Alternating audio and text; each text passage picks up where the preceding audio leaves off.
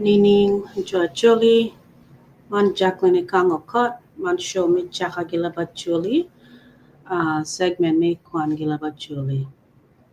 Um, I'm supposed to go live with my sister, Boya. Not sure if she's having a hard time joining. Tonight, I wanted to read about grief in Acholi culture, on grief in Acholi culture from the book that I've been reading. So I'm just jumping around at the moment, skipping a few chapters. I'm going towards the end where um, the author is talking about ta in Acholi.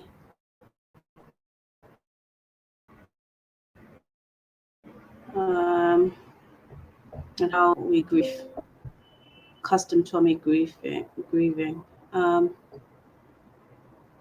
don't know if she's gonna join right now or not. I'm gonna start reading. If she joins, she joins. If she doesn't, it's okay. Feel free to drop your comments. If you have any comments about what I'm reading, or if you have any comments about grief, um, how we organize, what our custom is to support those who are grieving or going through a hard time, please drop your comments. Ku take it time. No, I was doing global pola maro glemon kala ngela chul ka ngela chuli. Um TV yam kan you look me nga ta and kini gwa what to kagitia kana kagitia ka experience gitia going through gamo my hurting again, sorrow, okay, grief. Natia kwano, atia kwano. Nagi bupa setani nyala look me ta actually.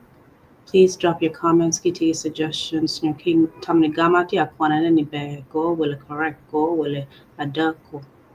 Nyokati do pat kaimi pa jok culture will custom pat will kimi jolo down a kare ma genati. Chui chui will ko tie de gam. Customer party the clan ma pat party the actually will customer intro. A job one ne while I'm at her I don't know if she's gonna join. Can't both join is okay. I'm just gonna read and then I'm gonna get offline. Okay?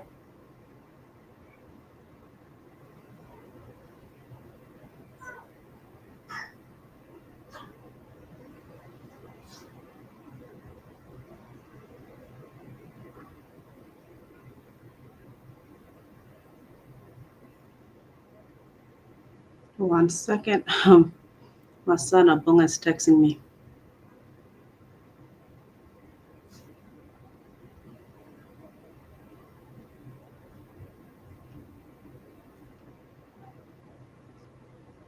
Drop your comments if you have any comments about grief. Wala ta kimi jaladana karama chwe chwin wala kokoti gam. Customer party the actually wang wala the same the actually wang. Please drop your comments.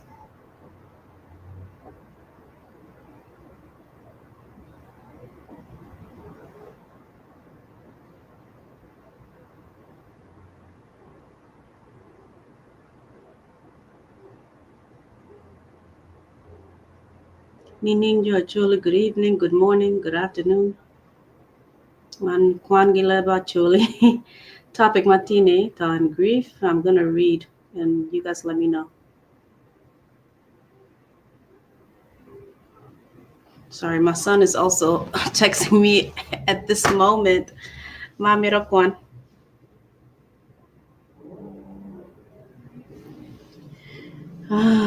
Okay, let me just get to reading. I'll text him afterwards. If you have kids, especially adult children, I'm going to discuss giving your parents to me. Aquan, excuse me. Boy, if you're watching, I thought you were going to join. You're a little bit delayed here, so I'm not going to wait because con natin para need assistance kigamo. Yala, I'm gonna connect Chira Canino. Ku winya noisy, forgive me. Wangot para tuolo. My street is very loud. My neighbors, man, I can make noise, my door. Okay. Allah. Jesus. Yaya.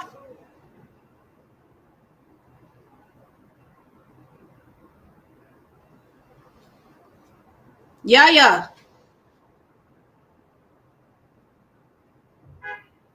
This kid.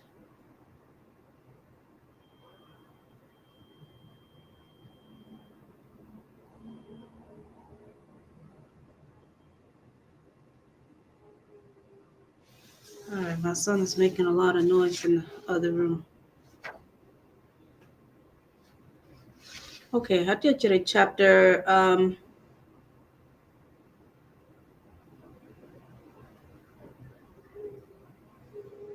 32. Dul Pieria Dick Wie Ario.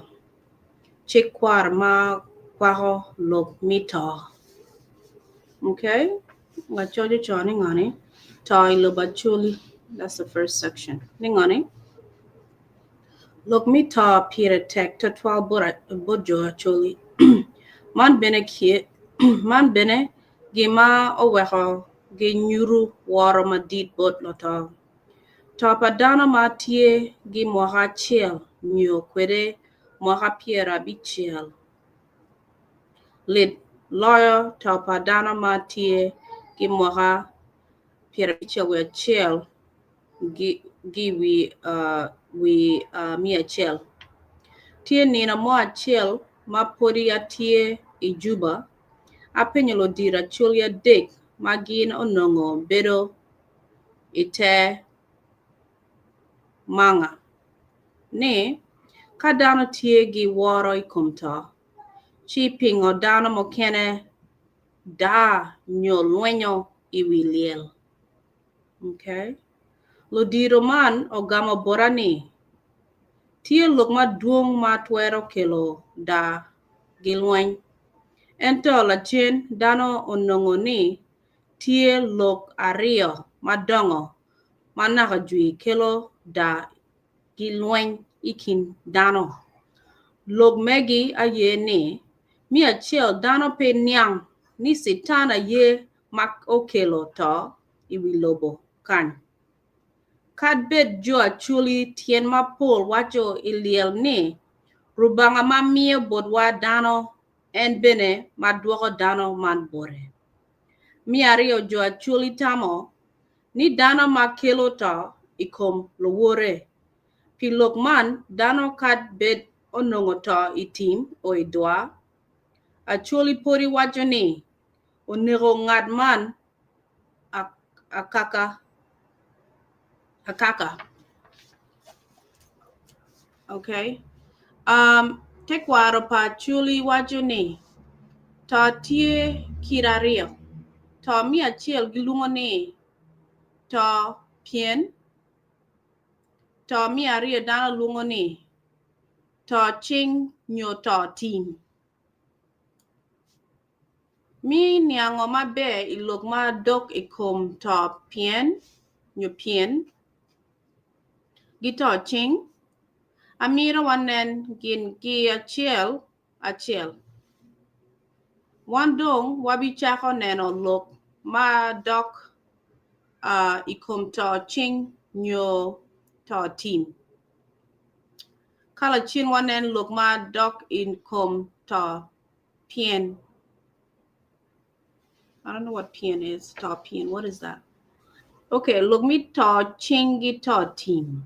Okay, la chojo choni ngoni. Mapori pe wam mere. Anyim gi look me to chingi to team. Mo kwanga amira watem gamo. Pain man. The street is so loud. Okay, ningoni. To ching kono kito ango. to team kono ki to ango. Leb Acholi wacho ni to ching aye to ma nongo ching ngat achiel oromo kuom lawore. Chalo chobo dano gi tong. Chobo dano gi pala nyo chielo dano gi loduro nyo ki chielo dano gi atum. Ngat man gi oto ka oto luak wacho ni en oto gi to ching.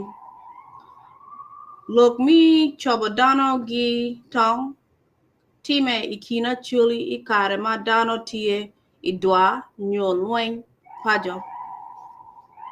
Mana ye gin ma Acholi wacho ni yamo okolo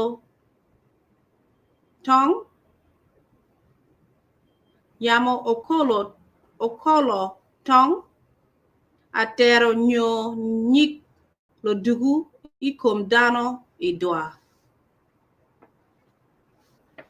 To team kono to ma le team kelo ikom dano. Dano ka ochiro idwa chi le team onego luak dong wacho ni eno to gi to team to team nyo team ochamo. Okay? Gin pe wacho ni to mi team nyo le team ma onego. Pien ka gino wacho ni le team aye onege weho koro to dogo tek. To team Acholi koro ikom dano.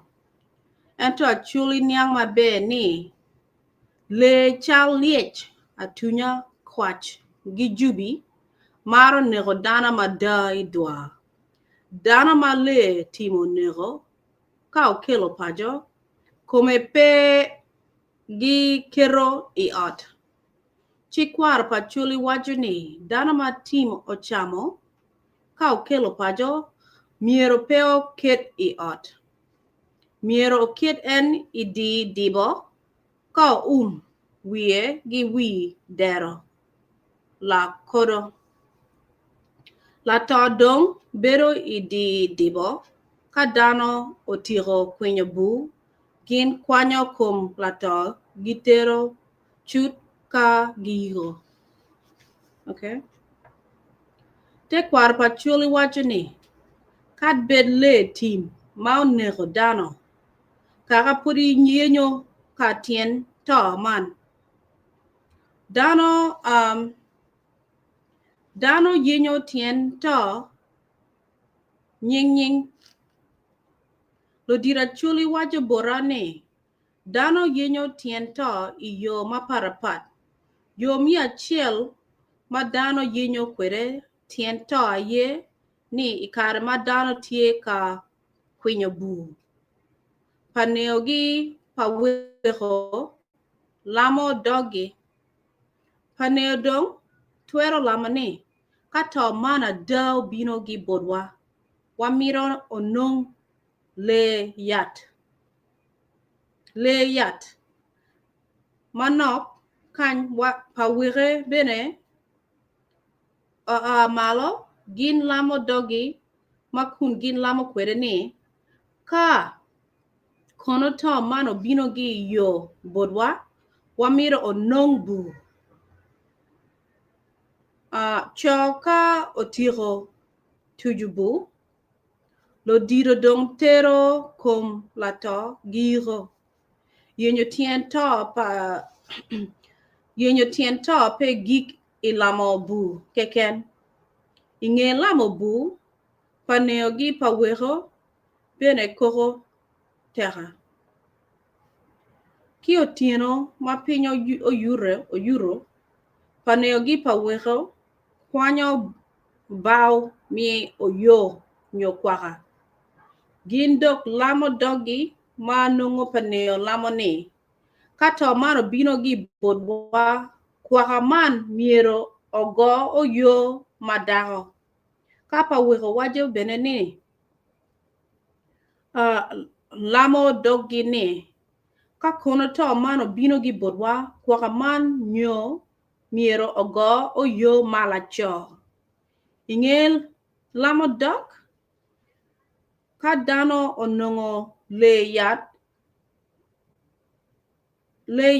ikare magin tie ka kunyabu miyi kakadung wajoni toman obino gibot paneo ka kono gino nongo bu kaka dong wajoni toman obino gibot pawero.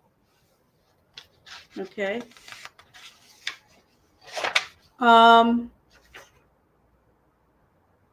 Mi ario kadano nongo ni kaka ogoyo oyo madaho. I'm sorry, kakwaha ogoyo oyo madaho. Man tien lok ni ta obino gi pawero.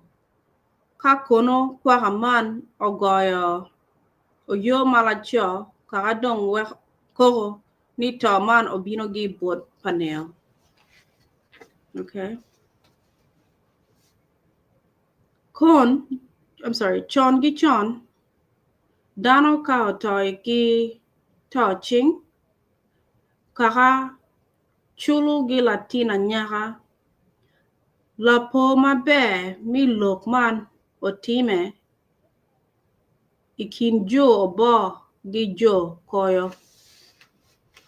Waneno angej ni tie nina chiel, onyala wot pa oto Ibrahim, ikarma chingo romo dako koyo, ochulo dako man gi latina nyaka lalum.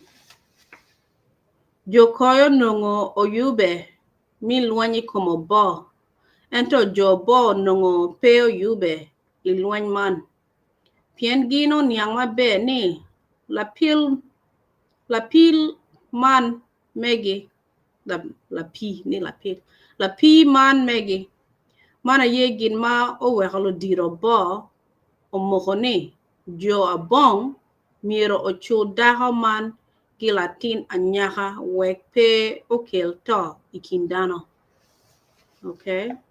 It's kind of sad if somebody from one clan or tribe kills somebody from another clan or tribe. To pay for that life, they give a young girl to the tribe of those who lost somebody. Okay? Which isn't fair because then the young girl does not decide, right? The clan or the tribe decides which girl to give up to the other clan or tribe, right? As I don't know, as a replacement for that life, I guess. Okay. Jo koyo nongo oyube mi luanyi komo bo, ento jo bo onongo pe oyube iluany man. Pien gino niang mabe ni lapi man megi, mana ye gin ma oweholo diro bo, omoko ni jo abong miro ochul dako man gi latina nyaka wek pe okel to ikinge wala kindano.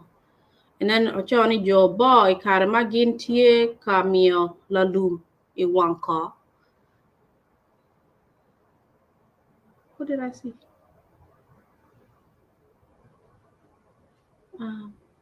Okay, I thought I saw something. Karma giti kamio lalum iwanko. Gilamo dogi ni kata mana da idok ot mio abong mio bo. Latin kayo palalum miero obed Latin lacho. Okay? Duan wajini mape otero dwe maduong lalumogamo aye. No, I'm sorry. Mape otero dwe maduong lalum ogamo iye. Onyalo Latin lacho mochako nyinge ni okwo. Man bene onyuro mati ni ta obino gi dok ot mi obong obo. Inge nyual palat lum Obong okelo nyok ramo madid otuju idok kulu lerwa miribo kino bogi koyo. Mana ye kid madano mi achuli chulo kilok mita ching. Kakuno lacho oramo dano idwa. Kakapa lacho man kilo nyok ramo nyok tiel. Madid mia bot one team.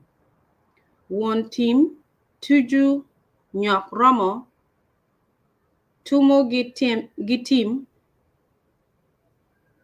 wek lok ma chalman dokpe obitime ya nyim won nek bene maho nyok diel mokene. Mia bot wegi to wegi no yuk giching lo yik. Megia ye jami mamire pita ching. Kalok pa dok ikom ayal mato chamo nen ayal mato chamo. I don't know what that means.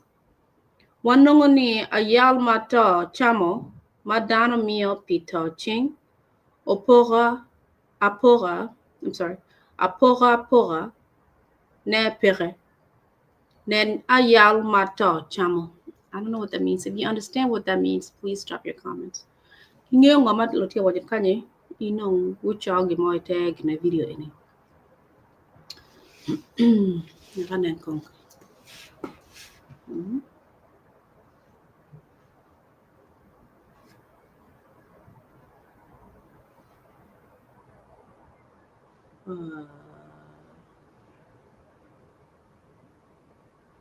Okay.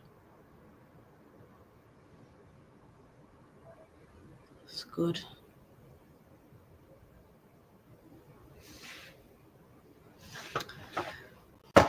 Okay. Ta pien. Mapuri bene peo wajo. Sorry. Ma bene. Not reading in order. Excuse me. Mapuri bene pe wachiro anyi. Ginena look me ta pien. Amira mi achil wagam pen man. Ta pien kono kit ta ngo. Te kwar pa chuli wajani. Ta pien a ye ta ma neho dano inge tuo. Tuo man tuero tero de giga beach nina chiel due chiel nyuario nyumwaga achiel nyuario dana mato gito pien nakajui ginto I ot nyo ginto I ot yat to pien tuero bedo to padano makwiri to pa la dobo topa ruot topa latino rudi ki topa latin kayo anongo tie chik kwaro maparapat malubu lokom to maparapat kid ma achoyo malo kany dong wabineno chik kwar man lachien idul man. Okay. Ta pien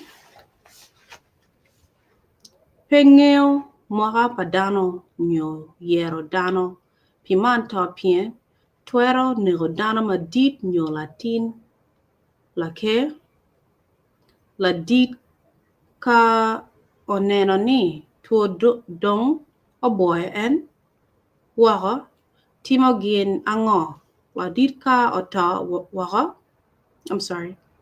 la dit ka ota wero la bot anga. Okay. Tekwar pachuli wajani la dit matie gi Latino. Ka oneno ni ta dong oboyo en waka luong Latina chiel ma en maro ki kin Latino mokene. Ka wajibot gini be Latin.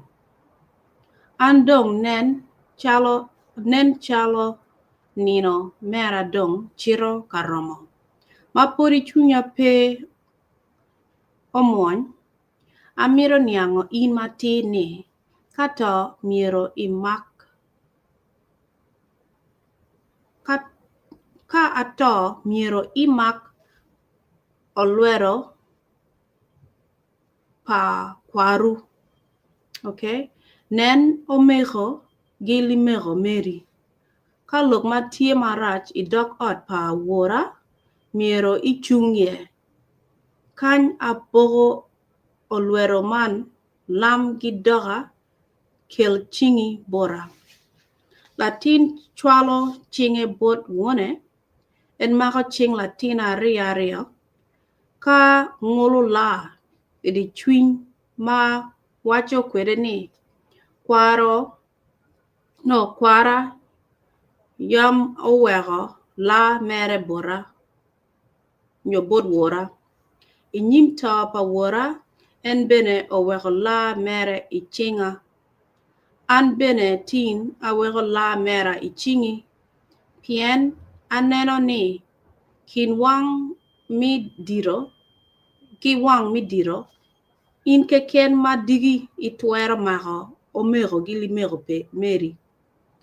Inge lok man la dit kwanyo oboke olwero dio cheng wuode man mi nyuru ni twero pa muone gi duchu odong iching latin man.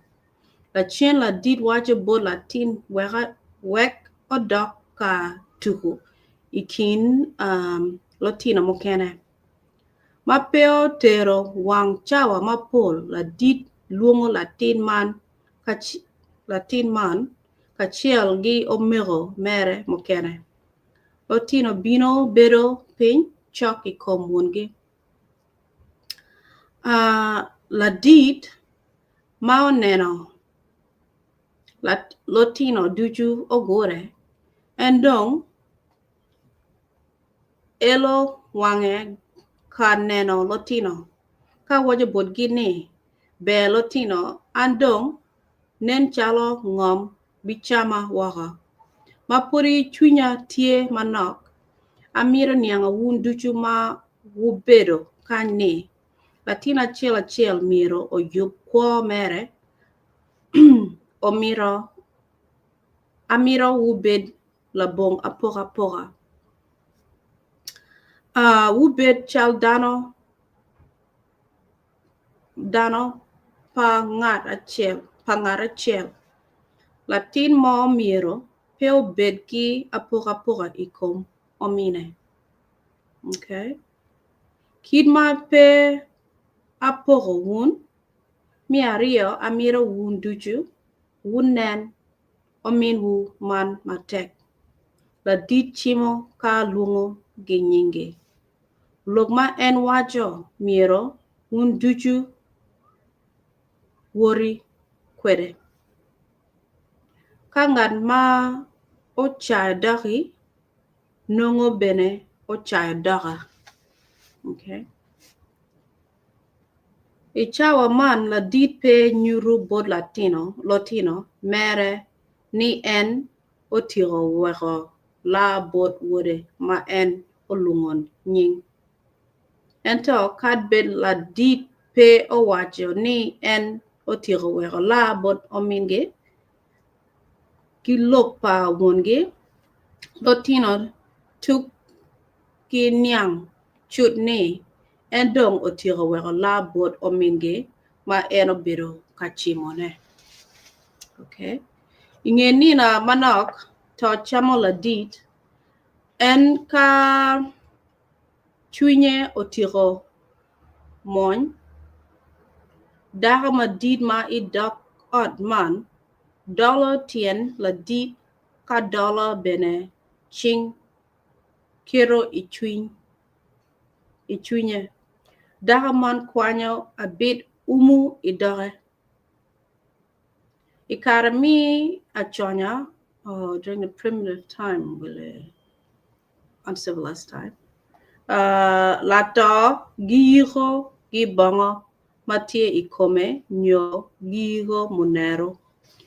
Lok mi yigo dano gi chanduk tie bod jo Acholi makwo itim. Okay. Med ikom man dano ka oto itim gi kelo kome pajo gi sanduk your chanduk, a casket, okay? Giyo benegi chanduk man. Mod mora chuli mati team o chaka wego $10 lato. Gi umu doge gi abit lato dong buru ataro gi ngeye edi chanduk nongo chinge ario duchu orebo ichwinye nyo nyare. Manongo bene o umu wie gi bongo mata. This is pretty long. Let me see how much longer I can go. I don't want to read too much. No. I will finish the rest tomorrow. I think my son is sleeping now.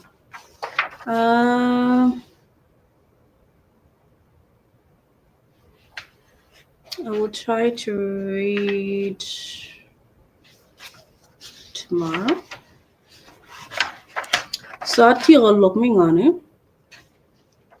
I didn't finish look me ta pien mun kiro ta mi ta ge kono to again.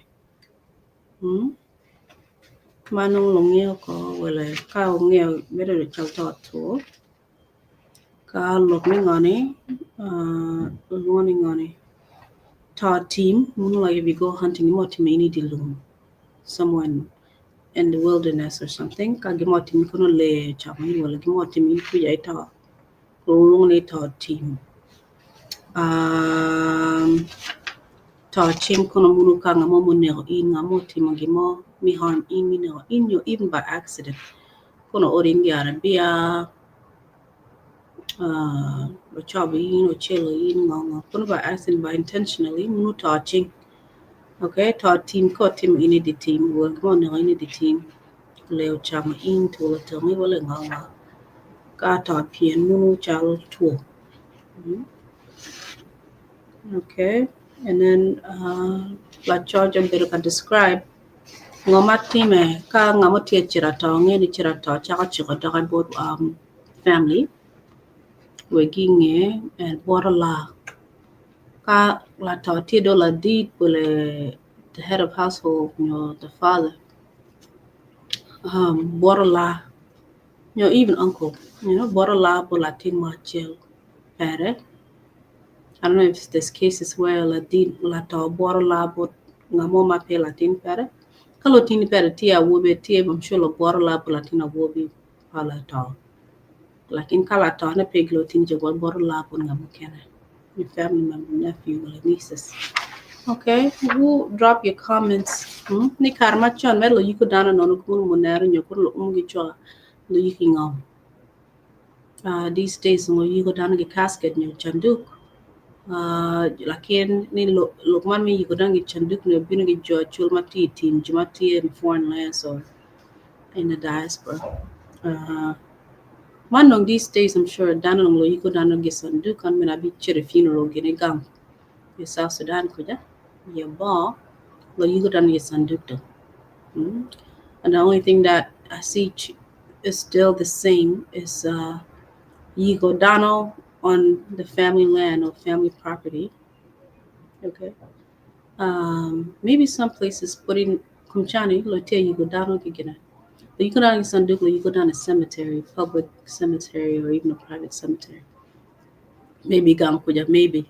But mostly, my Gang a couple of years ago, Donapolo Yigo behind on the property. Right behind the house or on the land somewhere, you go down like that. Before you go down Monerman, you go get casket, la dollar ching, la a twin, ka yang la tuya tian, but now la dollar tian. Who dropped your comments? I'm going to finish reading some of this tomorrow. My sister didn't join. I wanted to discuss this today to see some of the challenges we face with grief and accepting um, when God calls us home. One woman we're doing, we don't know how to handle loss. We don't know how to handle sorrow and grieving. It's a very tough process. It's natural. We're humans. We're supposed to feel this way, but it's something that is very tough for us, especially when we're kanye, we're team, come a bowl. And then most of our parents are either gone, all of their siblings are all gone, all of their family members are gone. We don't get jomo ni ka chela chel kini ke can. Uh, like we may have an aunt here and an uncle there. Parents still are gone or something. Like for us, our case, our dad is still around. He's very old now. Our mom is gone, and from my mom's family, most of her siblings are gone. She has two younger brothers left, and and a sister, um, and her cousin Skinny. But because she raised one Kanye away from her family, sometimes we wonder about Chiracholi, how to prepare. I know a community to a team one, but just the process of grieving, the culture to a custom to a. Sometimes we have to, ask other people about the tradition. We already lost a few people, including my mom and my brother. Get like in one year ko don't kid me again. One year ko ikarmo who to reach out to. Kid me handle final wishes and end of life preparation. Gamoko gichirachule. So sometimes we reach out to the community, but sometimes we wonder if there's something we're leaving out. So we wanted to kwana na gibuken tinero. Gimo tima kono we wa will kere ka ngamo pema watwera go iti chim. Your family member, your jogomi community, pay me kanya wana look mo me gina final planning, end of life final planning gina kingongo, what family members mo take it.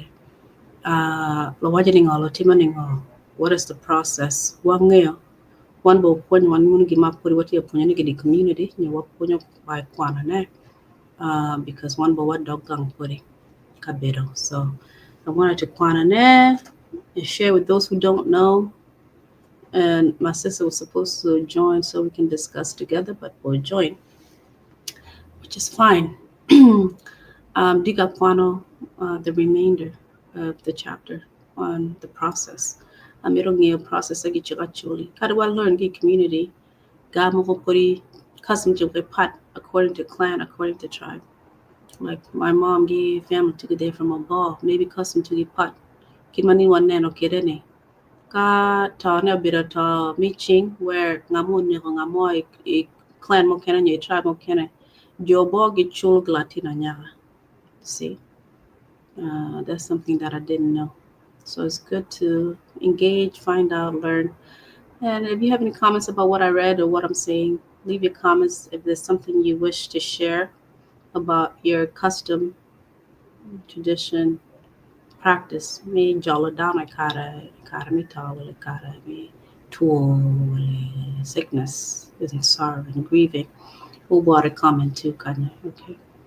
Apo I'm attack and Jacqueline Kang Kot, man show me chag Julie, segment me kwan Julie. Okay. Today is Tuesday, November 14th. Um, you have a good night, good evening, good morning, wherever you are. Apo my deck. Take care. Bye bye.